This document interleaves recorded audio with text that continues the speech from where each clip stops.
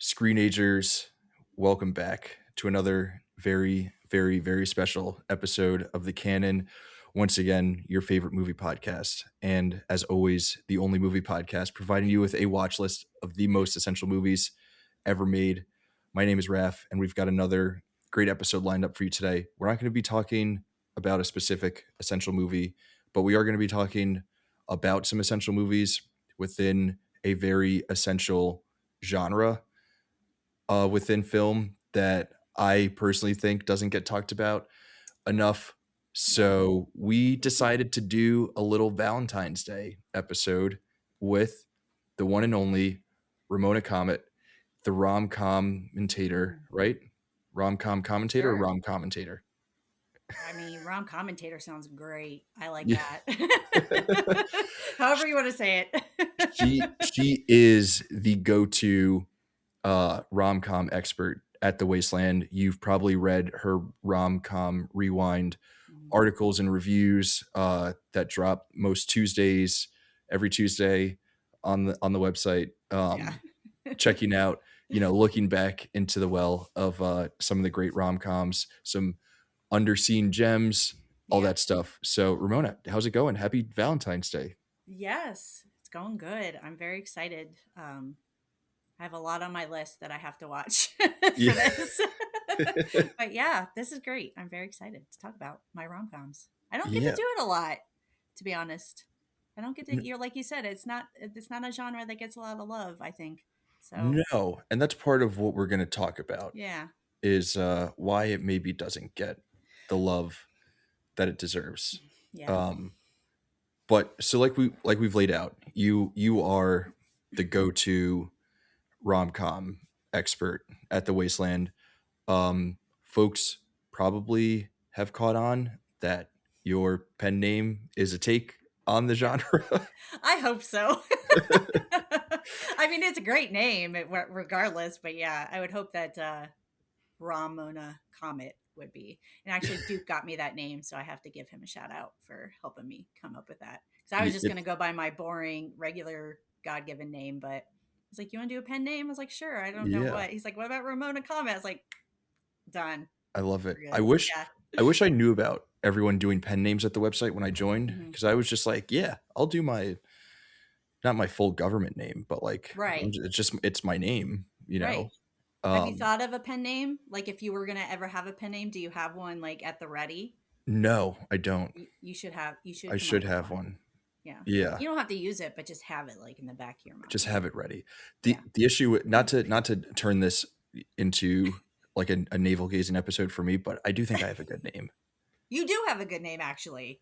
And if I hadn't known that was your real name, I would just assume it's a pen name because everybody, except for like Sailor, okay, but like Yeah, most of the, and probably my name, but most of the people that have the pen names on the site, I just assume that's their name. Like yeah.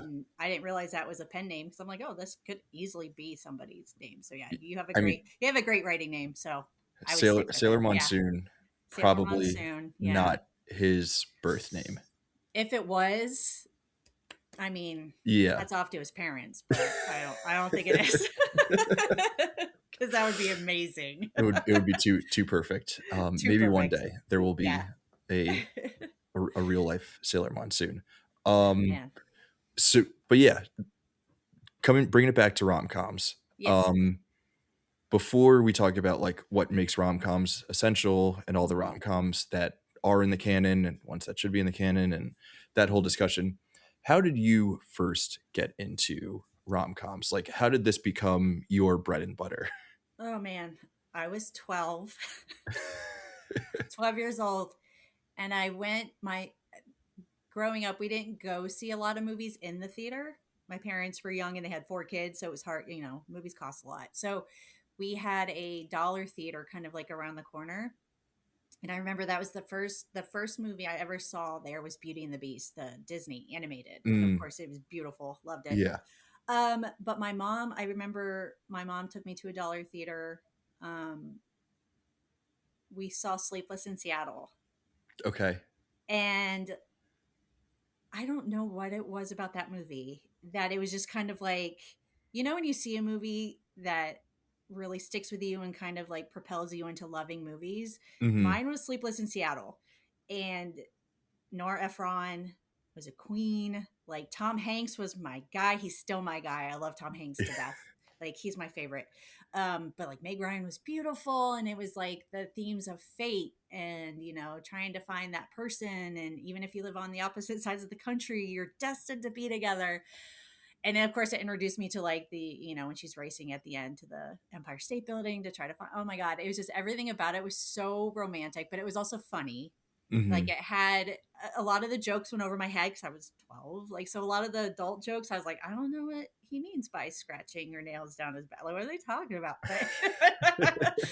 But that's the one movie that I continually watched almost every year growing up and never got sick of it, never got tired of it. But with that came like, okay, well, here's another Nora Ephron movie. You've Got Mail came out, but I watched Joe versus the Volcano, which was Tom and Meg's first movie together.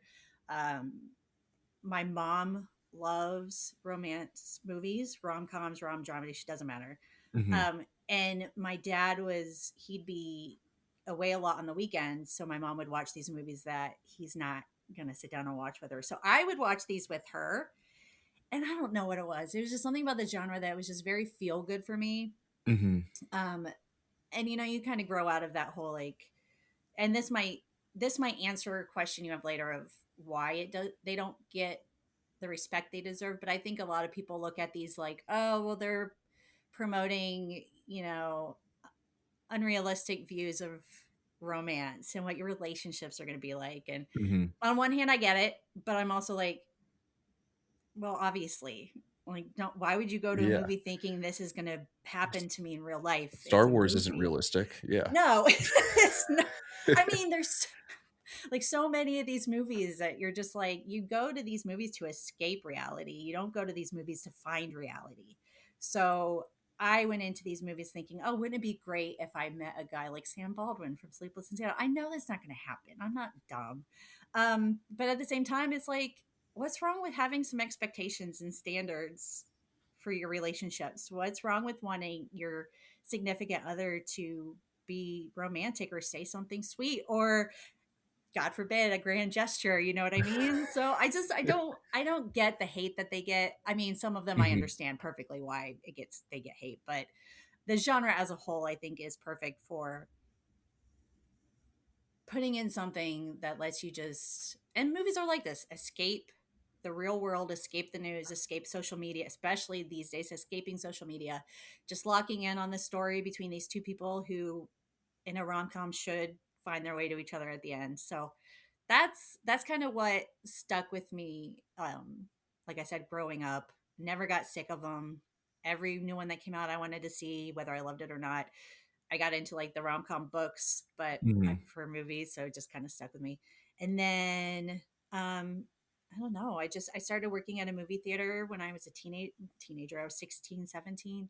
Started working at the Teenager. local theater. Yeah. Yeah. I'm like so old now that I'm like, man, that was so long ago. But I worked at the movie theater, and it was nice because you get free movies when you work at a movie theater. So I just saw, and actually working at the movie theater was nice because it kind of opened my eyes to other genres other than Mhm. romance and horror, which were my two favorites. Which maybe they go hand in hand. I don't know. Maybe. Yeah. Maybe Love can be scary. it really. I mean, I've seen the cut trailer of Sleepless in Seattle where they make it look like a stalking movie, which I'm like, this could very easily be a horror film. I get it. I'm on Yeah. board. I know what you're Yeah. saying. But yeah, working at the movie theater, just stuff that came out in the 90s and early 2000s when I was working there. So I just got introduced to a lot of that stuff rather than just sticking to my preferred genre. But rom coms still have that place in my heart where if I'm feeling down or just bored or need something, I pop one in. And I actually Yeah. just watched one today that I hadn't seen before. I saw, and it's in the Canon. Ooh. I watched Some Like It Hot. Oh, nice. Had never seen it before. Wasn't I just knew that Jack Lemmon and Tony Curtis dressed up like women to escape some mobsters. That's all I knew. Marilyn Mhm. Monroe's in this. I've Yeah. never seen a Marilyn Monroe movie before. Never Ooh. seen her in anything. So I was like, oh, this will be interesting.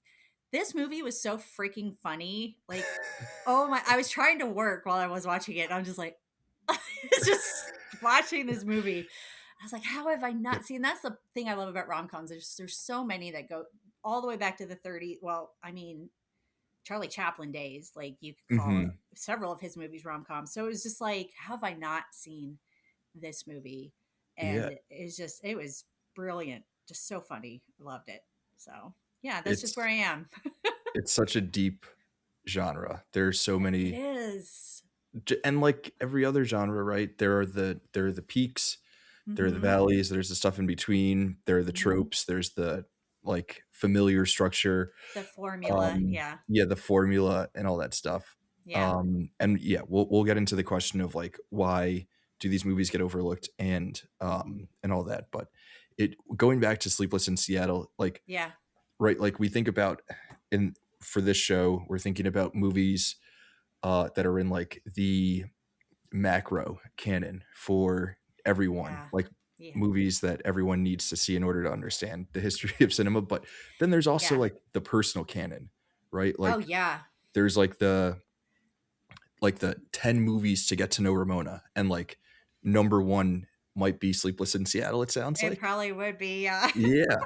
But I think that's also Yeah. like a really important exercise, right? Like as movie Yeah. fans, like understanding the things that really Yeah. define um our sensibilities when it comes to like what it is that we look for Yeah. in a movie. So I Yeah. love that. I do love Sleepless in Seattle too. So good. Um Love it. well, I personally I like Sleepless in Seattle more than You've Got Mail. I think most Too. people lean You've Got You've got Mail, mail. Hmm. but yeah.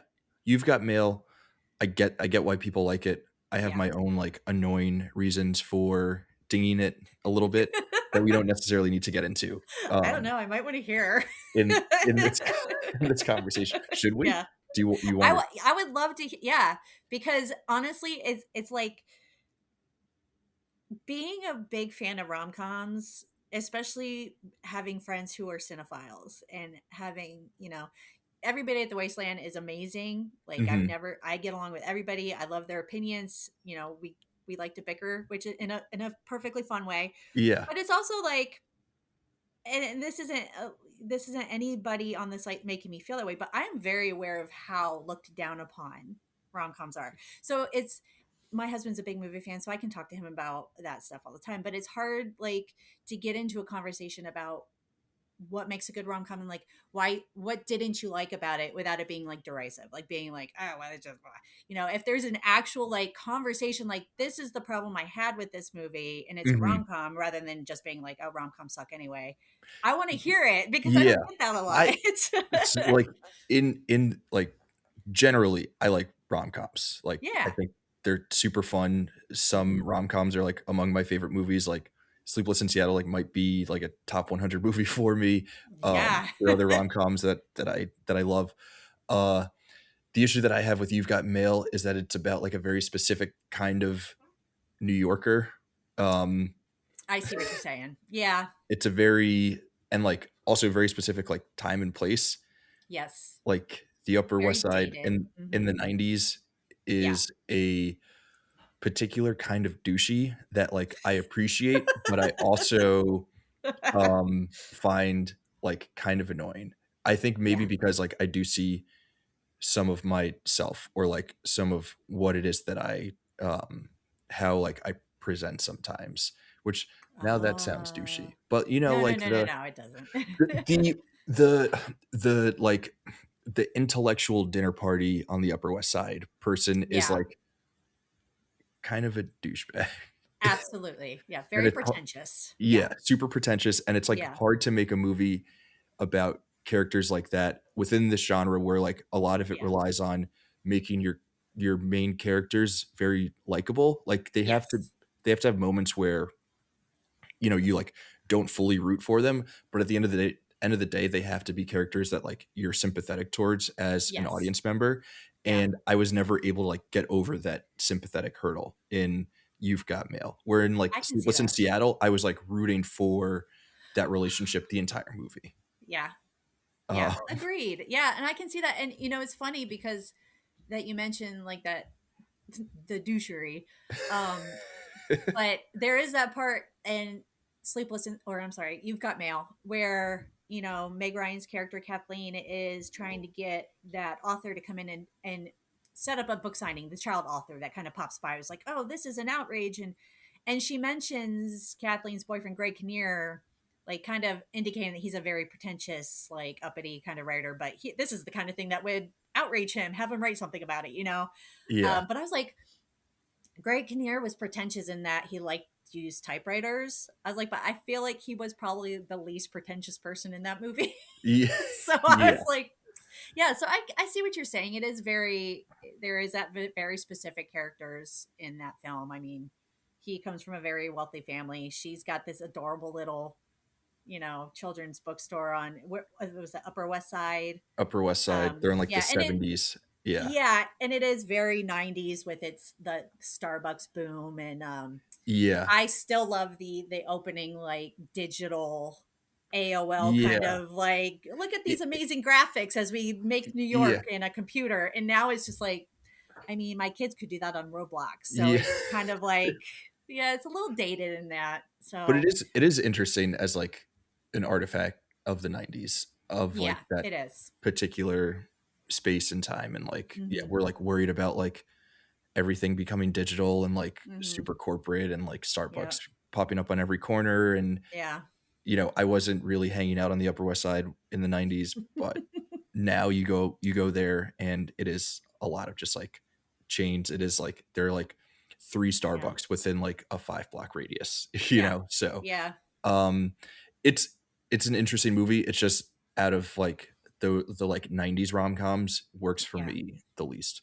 Yeah. Which brings me to our next question, which is Mm-hmm. what makes a great rom-com great? Like what is it that does work within the genre? So like when we are talking about Some Like It Hot or Sleepless in Seattle or Oh any of yeah. the other movies that we're going to talk about that are rom-coms within the canon, like what is it specifically about them that like what are the traits of a great rom-com flick?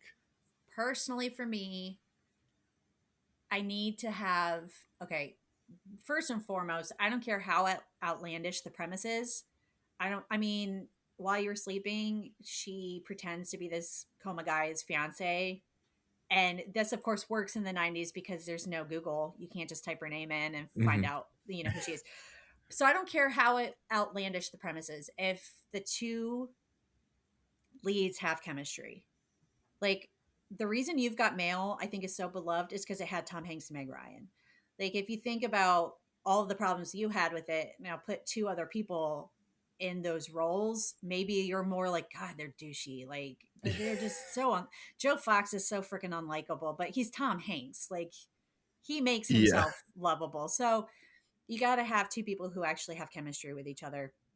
Because I could watch a great movie, but if I don't feel any kind of like heat between the two leads, I don't care if they're both guys or girls or whatever, I'm not going to buy into it. I'm just going to be like, this. I don't care what happens. If I don't care what happens to them by the end Hmm. of the movie, I'm not going to give it a good rating in my head for rom-coms. So you got to have two leads that are likable, who have chemistry. Honestly, good writing is so important because movies as a whole, there's very few original ideas anymore. Um, there are original ideas, but you can always see the influence of other films in film. Hmm. So with rom-coms especially being so formulaic, like they have a very specific formula to follow that people who are going to see a rom-com expect to see. I love rom-coms that subvert the genre a little bit, who give you a Hmm. little bit something new. You don't have to have them break up at the end or not be together to be like, this is Yeah. a refreshing rom-com where they I don't think end up Sleepless in together. Seattle is a It's kind of subversive it is. movie, and like how it's Yeah. set up, like the whole thing is leading to a meet cute instead of They like the don't meet even cute. meet until the end. So Yeah. it's like, The whole movie is the meet cute instead of like right, that it's happening, that perfect. being your inciting incident or whatever, and that like Yes. propelling the story forward. Like that's an interesting, Yeah. unique take on the formula. It's very unique. And the fact that you had, and to me, Nora Ephron, and I know we talked about this on the other podcast, how Aaron Sorkin is a great writer, not a great director. Mhm. Okay. Nora Ephron, fantastic writer. Like she's amazing. She's an amazing writer. As a director, she's okay. Like I think she did a great job with You Got Mail. Love Sleepless in Seattle, but then she also did like Mixed Nuts. That you're Mhm. like, okay, like it's fine. Like Yeah. she was a good director. She's not a great director, Yeah. but when you pair her writing, like When Harry Met Sally, with like Rob Reiner of that age, Mhm.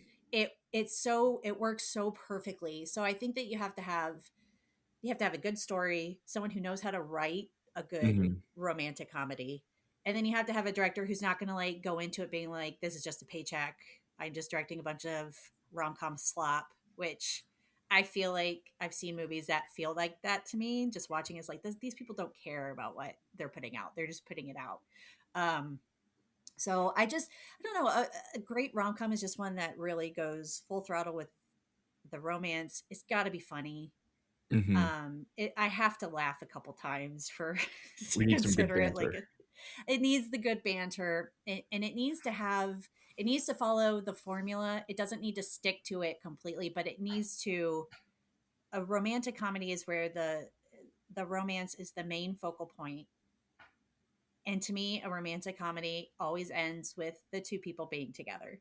If they don't end up together, I don't it might be like a rom-com maybe, but it's not going to be a successful one in my eyes, Interesting. because So, like, it's got to happen. There's got to be a happy ever after somewhere, or I'm not going to buy mm, into what if the it. happy ever after means that they don't end up together? Like um like a then I 500 don't. Days of Summer, or like it's not really a comedy, but like Roman Okay. Holiday. Oh god, Roman Holiday. Love that movie.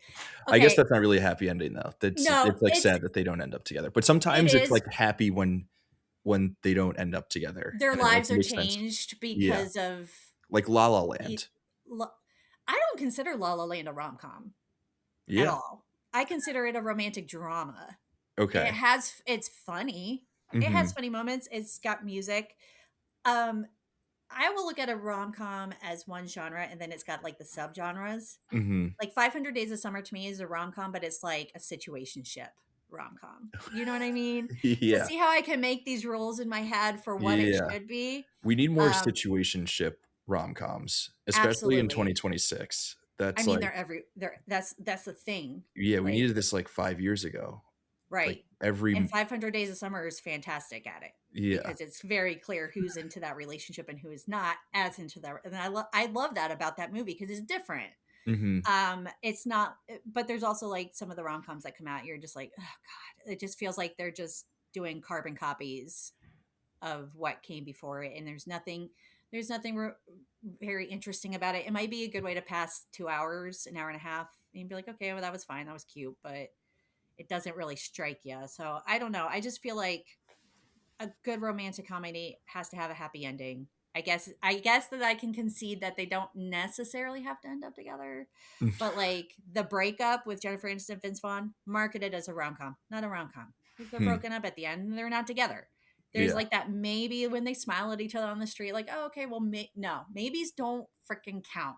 So I don't buy it. Don't sell me a rom com if they don't end up together. I get really upset about that. So I don't know. It's got to have really good writing. It's got to have good directing, like any good movie. Yeah. You got to have good writing, good directing. You got to have a cast that is likable, relatable, Mhm. believable.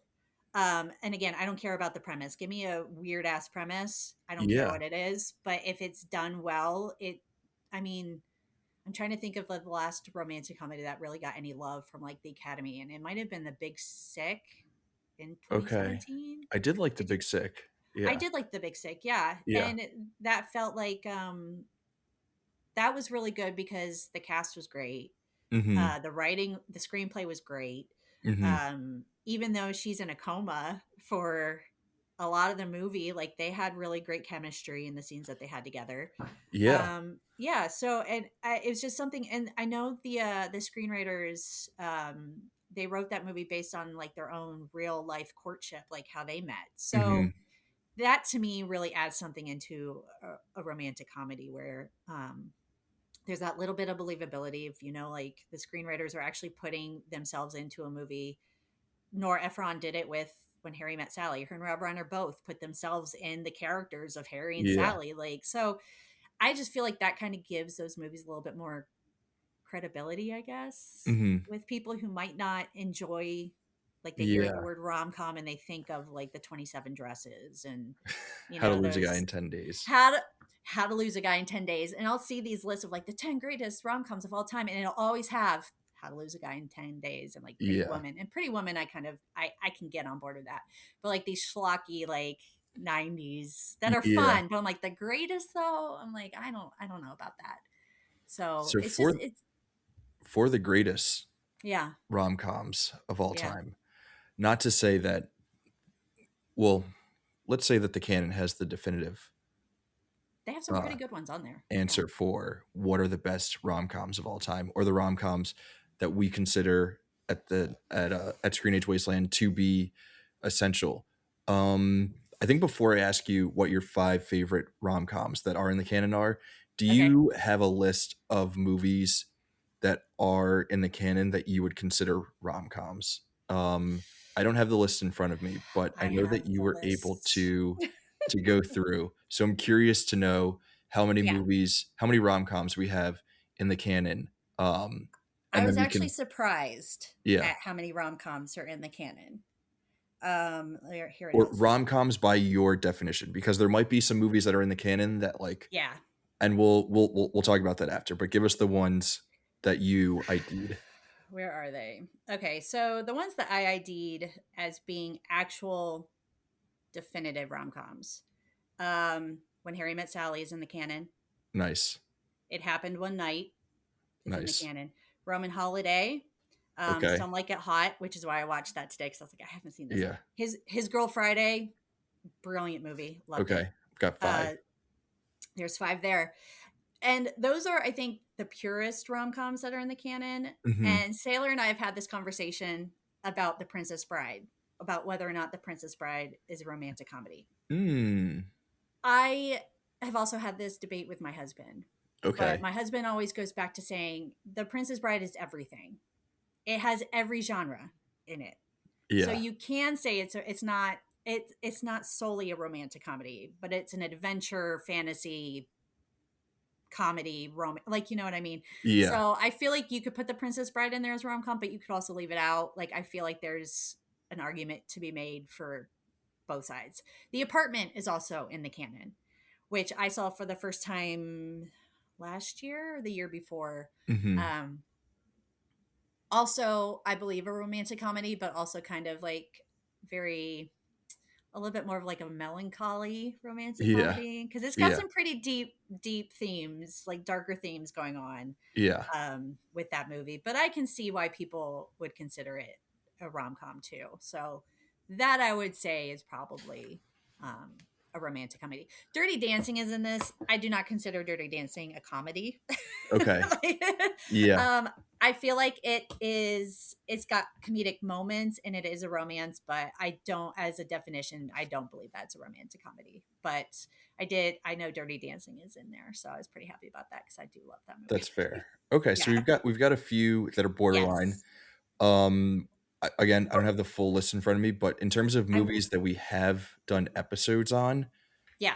that I want to ask about, Hmm. well, one I want to ask, Roman Holiday Yeah. doesn't fit the criteria of happy ending, but it is. Well, like you said, it could be a happy ending because Mm-hmm, she has become more confident and more assertive in who she is. mm-hmm, He has he has changed as a reporter. He could have very easily sold those photos in the story, and he didn't because mm-hmm. he fell in love with her. Um, so yeah, I'm willing to give that one a pass, but I still think of it as a romantic comedy. And Yeah. I don't like, I'm not a big fan of rom coms that make me cry at the end because Mm-hmm. Roman Holiday made me sob like a stupid little baby. Yeah. Both times that I watched it by myself, and then I was like, told my husband, like, you have to watch this. And then I watched it with him and I'm sobbing, and he's like, are you Yeah. okay? Like, no. Okay. I'll. But yeah, I do think that is a romantic comedy. And like you said, with Sleepless in Seattle's kind of subverting that formulaic. I think Roman Holiday. I mean, it's still a Yeah. happy ending. They're just maybe in my head they get together some other time, but That's in your personal head canon. that's in the sequel that never got Okay. made. A few, I think just 2 others that I want to ask about. Yeah. Breakfast at Tiffany's. We're not considering that a rom-com. I mean, I reviewed this movie for my blog as a Mm-hmm. rom com. I guess I could see Breakfast at Tiffany's. It's more like a comedy drama to me. Mm-hmm. Um, and I didn't really, and this is just my own like personal review, but her and I forget the guy's name. I know her name's Holly Golightly because that's iconic, but I can't Yeah. remember his name for the life of me, which Probably probably tells you Tom or something. something. Yeah, it's George Peppard, I think, is the actor, but I mean, they were fine, but he was just kind of like some of these rom coms have these really great heroines, and Mm-hmm. the guy is just like a bland, one dimensional love interest that, Yeah. I I feel like the movie was more centered on her and Mhm. her story, and he's just kind of like the cat. He's almost like the manic pixie dream girl, you know what I mean? Like he's the Yeah, catalyst for her to grow, which is so even though, funny. yeah, Um, I don't know if I really mentioned it on the episode, but I didn't really care for that movie, and I think part of it's because, like, her story is so interesting, and yeah, her like, obviously, Hepburn as a lead is, like, beautiful. extremely magnetic and captivating, Yes, and you just, like, wanna watch her, and then the movie yeah. just turns into this, like, boring romance Mhm. where she like falls for this like wet blanket of a dude and you're like, well, that's not cool. Like she's going on this Yeah. like great journey of self-discovery and then she ends up with this like boring guy. And he like Like, kind of forces her to be like he was like if I'm remembering he in the taxi he's like, "Oh, you belong with me." And I'm yeah, like, "No." he's like madly in love with her and it's like, okay, Right. this could be the story about like Yeah. liberation for this woman and all that Right. stuff and Yeah. exploring like all the great aspects of Yeah. her femininity and stuff and then it's like, no, you're just you should be a wife to this boring guy. Yeah. So I guess yeah, probably doesn't make sense as a rom-com. Yeah. The last one, which we did, I think last it was we did this episode last year around Valentine's Day, which was kind of a joke because do you consider Eternal Sunshine of the Spotless No. Mind as a No. rom com? No. But No. don't they end up together kind of at the But end? it's not a comedy. You know what I They're mean? I mean, funny. yeah, but there's a lot of movies that have funny parts in them, but you're not going to be like, this is hilarious. This is a straight up comedy. Yeah. Eternal Sunshine is it's a sci-fi drama with some romance and comedic beats. That's it to me. There's too much. It's such a dark. To me, Eternal Sunshine is a fantastic movie. I Hmm. love Kate Winslet, love Jim Carrey, Mark Ruffalo. I mean, they're all great. Yeah. But if you look at some of the shit that happens in that movie, it's freaking dark. Like, Yeah. so the end is very optimistic. Hmm. I always felt like the end was ambiguous about whether or not they actually come Yeah. back together. But I never looked at that film and said, boy, this is a fantastic rom-com. Like, so I'm Hmm. always confused by people who are like, oh, you know what's a great romantic comedy is Eternal Sunshine. I'm like, did you watch Eternal Sunshine? Like, how did we get to like this movie becoming a rom-com? Like, I It's don't not think as that it is. lighthearted. It has funny Oh elements, but no. it's not as lighthearted in its No. spirit as something like Sleepless in Seattle No. or When Harry Met Sally. No, no. If I'm Okay. watching Eternal Sunshine, it's because I'm going through something. It's not because I need like I'm looking for like fluffy love. Like I'm like I need something dark. Like I just that's my personal opinion. Maybe somebody has a different opinion and they'll tell me, and that's great. But Yeah. no, that's like it has romantic beats in it. But I mean, God, it's just sad. I think So I mentioned in that episode, but there were a few times where that movie, like in my rewatch, where it was just like yeah. Oh waterworks. yeah. Yeah. Yeah. Yeah. Folks should go listen to Ramona and I discussing Roman Holiday Oh, and love it. RJ and I discussing Breakfast at Tiffany's and Mhm. my friends Teresa and Mara discussing Eternal Sunshine. Awesome. Yes. But I think those are the only rom-coms that are in the canon that we've already done episodes on. So It, with that, say we haven't done anything for say. I would also. I'm just going to add in say anything because I think say anything is a romantic comedy. okay, I don't think I've seen Say Anything. What? What? But I will. I will watch it at Lloyd some point. Dobler is one of the quintessential 80s characters of all time. Mm, John yeah, Cusack. yeah, yeah. I have not seen it. Perfect. Please. Okay. Well, when you get around to it, add it to your very long watch list and then let me Yeah. know how you like it. Okay, so of the ones that are in the canon, Hmm. that we are considering to be rom-coms based on your criteria, what are Yeah. your well, I guess you only listed 5 that we would, like, fully consider to be rom-coms, but what are Yeah. your top 5 rom-coms that are in the canon? And if you That are in have the them canon. in order, we can go 5 to number 1, or if you just have the 5, you can just name those. The 5 that we have in the canon, and I'm not going to include Princess Bride just Okay, because there's that question and that would probably be up there. But I would say 5 would probably be The Apartment.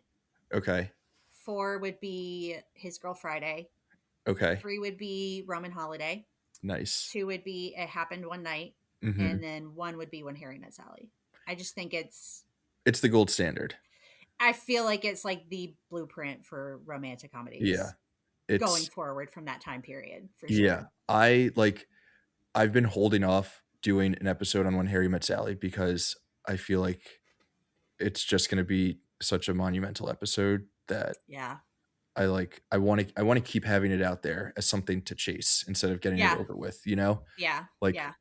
"Oh, man, we did it and it's done. Now what?" Now Um, what do we got? Yeah. yeah, I think okay, that's a perfect ordering Yeah. for the 5. I think it's obvious that When Harry Met Sally should be number 1. Number 1. Yeah. Um, okay, so now, big question. Hmm. Yeah. Which rom-coms that are not currently in the canon should be in the canon? I will throw one at you, and I wanna see what you think about this. I Okay. think we should add, for a rom-com, Phantom Thread. I've never seen Phantom Thread. I know, right? You should watch it this Okay, Valentine season. I will watch it before Valentine's Day. Okay, please do. Phantom Thread. Daniel Yeah. Day-Lewis, correct? Daniel Day-Lewis, Okay. oh my god, I'm forgetting the actress's name. And it's like because it's like a period piece, like a period Yeah. drama and, like, Yeah. presented as a period drama, you don't think of it as a rom-com, but Yeah. it is a very funny movie. Awesome. Um, so I just had go into heard it of it. Yeah. yeah, I go had into it yeah. thinking, like, "Okay, this is a movie that I'm, like, allowed to laugh at," and that will give you the proper viewing experience. Like, Okay. again, people go in, they're like, Paul Thomas Anderson, Daniel Day-Lewis, period drama, this has to be serious. Okay, so yeah, that would be my recommendation for an ad. But Okay. which rom-coms and it's also kind of like a jokey ad because, it's not like classically defined as a rom-com. But And that's okay. That's what would okay. you want to add in terms of, Um rom-coms if to I the canon? if I'm sticking to I'm going to stick to the formula of a rom-com but also try to while I was thinking this over I was trying to also keep it in the vein of the canon. It's Mhm. essential because then I could be like Sleepless in Seattle. You've got me like I have Yeah. but that's like that's like the my specific canon. Yeah. I think Sleepless in Seattle should be in. I really do and I could probably argue that it should be I'd probably get vetoed on it, but I feel like that's a quintessential 90s romantic comedy. Mhm.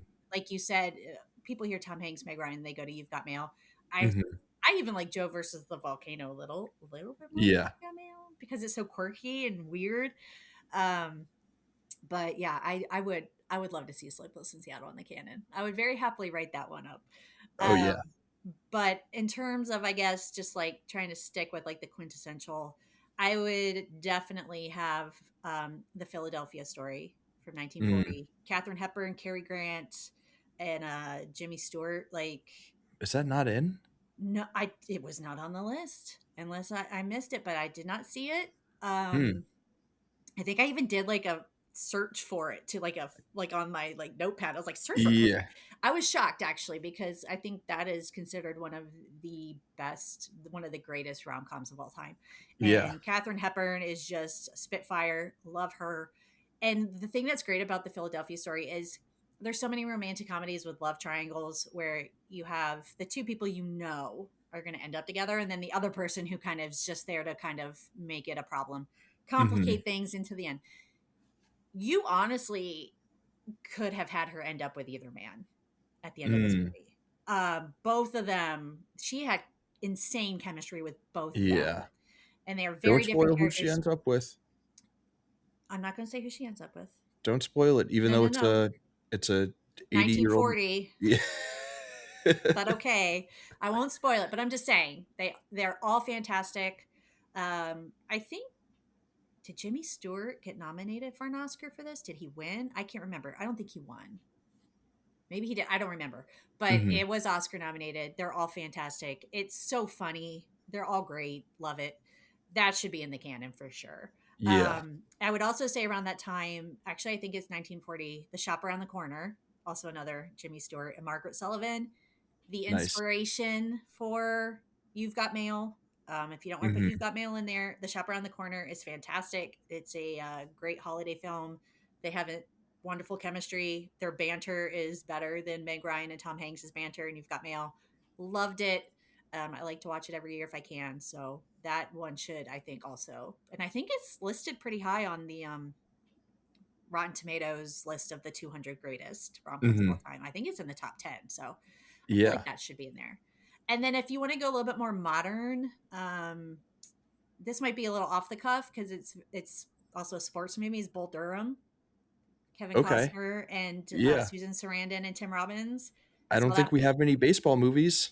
We don't, and it's not like you're not going to hear Bull Durham and think rom com exactly, Hmm. but it's a rom com. Like but Yeah. it's funny. It's for men like this movie, Hmm. sports, baseball, America's pastime. Like Yeah. it's so good. I saw it for the Kind of first wild time we a don't few. have any baseball movies. I don't think we Man, have many sports movies I at was all. I gonna don't say think I don't there's think any there football are. movies. Yeah. We'll We need to get on that. Like, come yeah, on. we'll have to do another special episode with whoever our resident sports person is. Do we have one? I don't know. It might be me. I was about to say, is it you? Because I might be the most sporty person. I love sports like hockey, Yeah. woo, football. Yeah. So No yeah, hockey I movies either. Yeah. no. I I mean, like Bull Durham. I Yeah. do. Bull Durham it was really great. That was one of the ones that my husband was like, "You've never seen Bull Durham?" I'm like, "No." So we finally watched it, loved it. I feel like that could be in there. Fits Hmm. very several genres, and then I'm going to do a little horror rom commy here. But Nice. I think other people on the site could agree with me on this one. Is Shaun of the Dead. Okay. Yeah. I was shocked that was also not in the canon. It That feels movie very Wasteland coded as a It movie. is. It's hilarious. I mean, Nick Frost, Simon Pegg, iconic duo. It's the world is going through a zombie apocalypse and he's living in a rom-com. Like he views it as he's got to save his family. Yeah. It's very and it's just so on the note. Like I watched this movie, I'm like, this is 100% a rom-com. So I feel like Shaun of the Dead needs to be in the canon, and I'm actually Yeah. just shocked that it's not in the canon. I'm shocked it's not, and I'm really liking this spin of Shaun of the Dead as a rom-com. Like, I'm It's the next time I watch absolutely it, I'm definitely gonna view it watch it through that lens. view it through the Yeah, rom-com lens and you will see yeah. exactly what I was talking about, because like I said, everybody around him it's a horror comedy, but he's living like this is his Yeah, romantic comedy of finding his woman and winning that's her so back. funny. Yeah. I love that. Yeah. That's a great shout. Yeah. Also no 500 Days of Summer. I haven't seen it in a while, but I feel like that's one that people love. I I gotta think revisit that movie, but it is. I do like 500 Days of Summer as a mm, movie. I mhm. think it's really clever. I like the way that it's written. I loved just the little expectation versus reality, Mhm. those kind of from his point of view. We never really see the relationship from her point of view, which I find very interesting. You don't know Yeah. anything about her other than what she shows Tom. So it's all Yeah. very Joseph Gordon-Levitt's movie. I think Um, that might be why yeah, I'm thinking about it because like right like we think most rom-coms are probably geared more towards women correct. and therefore like our point of entry is usually the if it's like a hetero relationship, Yeah. our point of entry is through the woman. Woman. Yeah. Um, but in 500 Days of Summer, the entry point is through the man. So maybe Yeah. that's why for me, it's like something that's more accessible, which I Yeah. think also, right? Like we don't have to get too deep into it, but I do think that a big part of the reason why rom-coms don't get the love that they deserve as a Yeah. genre is because they are seen as gendered genres or as a Yeah. gendered genre. And like, right, like the history of filmmaking, like Yeah. many other things, is a male dominated space. Yeah. So, right, like we see like war movies and westerns as like Yeah. those are good movies, and like that's what should be considered canon, even though like within those genres it's the same thing, right? Yeah. Like Yeah. there are the peaks, there are the valleys, and there's everything in between. Yeah. There's And the garbage best, movies in every genre. Okay. yeah, Just like there's like great movies in every genre. which is like so much fun, right? Like I love Yeah. like you love like logging on to Tubi and you just see Oh, like, yeah. okay, what's like the like weirdest, schlockiest horror samurai Yeah. rom-com movie that I can watch. But like knowing that when you're watching those schlocky versions of Yeah. those movies, that there Yeah. are versions out there that are really good. That are And like, better. Yeah. right, like when Harry Met Sally, um, Perfect. is okay, this is gonna be hard for me to say, but like when Harry Met Sally is like as important as The Godfather is to mob movies, as Seven Samurai is to samurai movies, as Akira is to sci-fi movies. Like I agree. when Harry Met Sally is like the same thing for those Yeah. genres, and just because it's a rom-com movie, it doesn't get the love that it deserves. And we're here to Yeah, I change that. agree. Yeah, I hope. I mean, and there are a lot of schlocky rom-coms out there. There are a lot of them. And there's a reason I don't watch Hallmark rom-coms. And Mhm. I'm being Yeah. pretentious and douchey about that. And I admit that. I am like a rom-com pretentious douche. I don't care. Yeah. Yeah. I've tried Hallmark and I can't do it. You're a gatekeeper though. You I are someone, you're doing work to highlight this genre. yeah, So through your expertise, through yeah, your gatekeeping, you are helping us discern what are worthwhile rom-coms to watch and what's yeah, not so much a yeah. worthwhile rom-com to watch. So And that's, yeah, I and think I that's totally fine to be pretentious about not watching yeah, and Hallmark movies. I will fully admit it too. But like, I'm sorry. I mean, it's not like I'm not even giving them a chance. I have given them a chance. I'm like, these are not for me. These are very like these are the cookie cutter. You know what I Mhm. mean? And I don't mind formulaic things, but I don't want to see the same movie every Mhm. holiday season. I want to see something a little different. And that's what I love about like just theatrical movies is there's always a little bit like Crazy Rich Asians based on a book kind of came out of nowhere and Mhm. became like one of the highest grossing rom-coms of all time, and it's a great to me it's a great movie. I loved it. Yeah. My Big Fat Greek Wedding, I guess you could make an argument should be in the canon because I think it might still be the highest grossing rom-com of all time. Like Yeah. these little films that you don't think are going to do much, but the writer and the director fight for these movies to get them out there and then they blow up.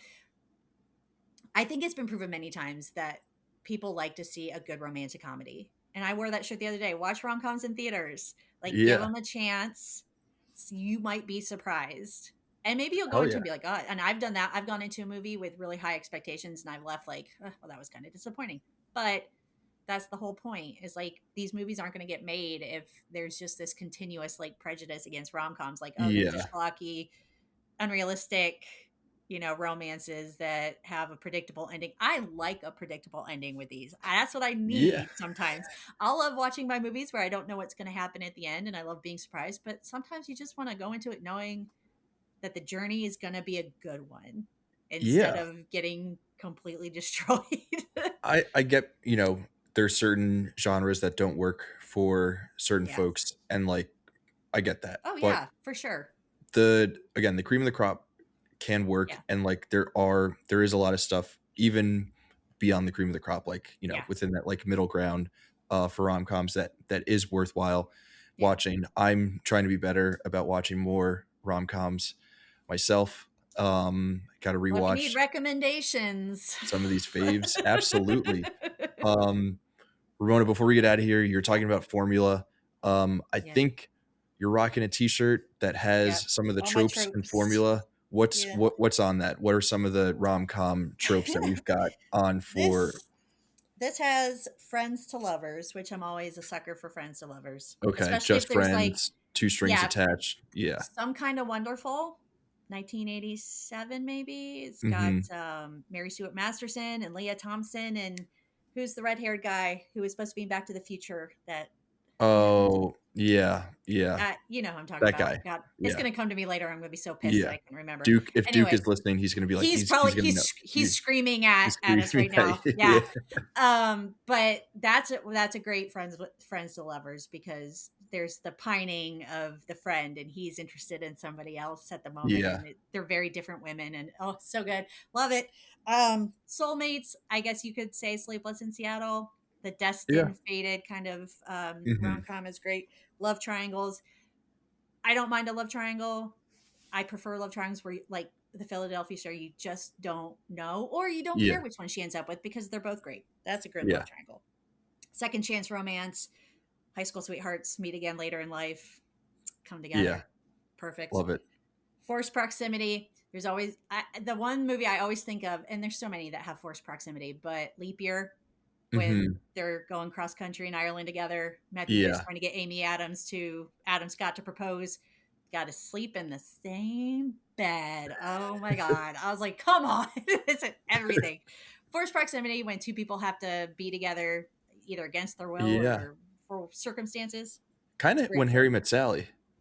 Yeah, with their little road trip across country Yeah. to from Chicago. Was it Chicago to New York? Yeah, and that Yeah. kind of starts that the And then jump start. they keep seeing each They other in New York. continually, Yeah. yeah, the Yeah. plane. They get on the same plane together. They have, It's like, just, shared friends and stuff. Yeah. yeah, shared friends. Yeah, so Yeah. that's a good one too. I love that movie. Enemies to lovers. I mean, Also When Harry Met Sally. also Mary Beth Sally. That kind Yeah. of opposites attract. Two people kind of butt heads. It can be done really well, like When Harry Met Sally, or really horribly, like The Ugly Truth. So it just depends. You got to have a good balance there. And then this one is Grumpy Sunshine. I love this one. Got the That's really what they grumpy called me in man. college. You can they called you Grumpy Sunshine. Also, When Harry Met Sally. Yeah. Harry's grumpy, she's sunshine. So there you go. Yeah. Slow burn takes a long time. Sleepless in Seattle. That was the ultimate slow burn, because they don't Yep. even meet to the end of that film. And then this last one is fake dating. Fake relationships become the real thing. I have Mm. To All the Boys I Love Before it came out a couple of years ago on Netflix. That's perfect. That's also a Yeah. great rom com for that. So there's so many different tropes. On the rom com catalog. I have a whole list that you Mhm. can search my reviews by a specific theme, like which is the trope. So there's so many different ones. They're all great. I mean, and that's what I like about rom coms. Is there's so many avenues you can take with a relationship Yeah. to make it work. So yeah, And, yeah, the genre is growing. We're getting, fun, cool, different hmm, looks at it, yeah, becoming more, like, inclusive too, which is really cool. yeah, Like, we're getting some, like, queer rom-coms that are fun that, yes, like, we haven't been getting in the past.